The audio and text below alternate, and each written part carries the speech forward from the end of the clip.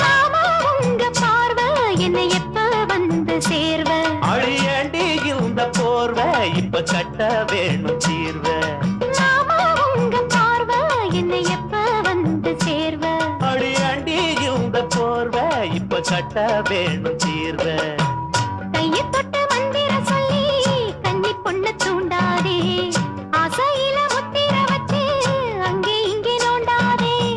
வெளியில காவலும் இல்ல வேலையும் இல்ல அம்மாடி, தாலி கட்டி கட்டிலுக்குள்ள சம்மதம் சொல்லு அம்மாடி.